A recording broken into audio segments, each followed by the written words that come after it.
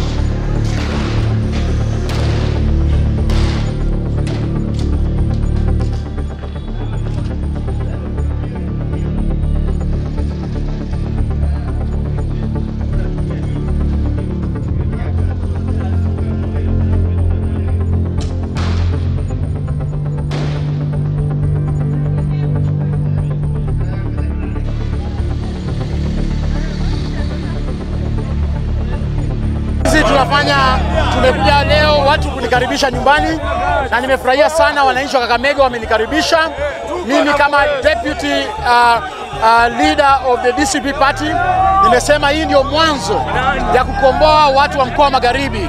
Umeona mara kwa mara tumetumika vibaya, kwamba tumeingia kwa vyama ambazo zinauza watu wetu.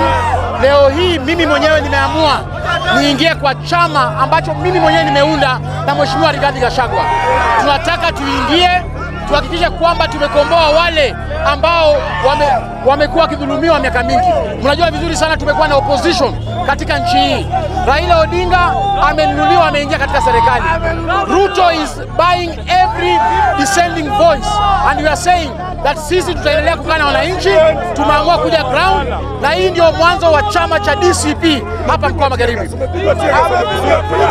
Mimi nashangaa kwa nini polisi wanatumika kulipiga na kupiga watu ambao hawapendi serikali ama wanaenda against serikali. Tungependa kusema we shall not fear.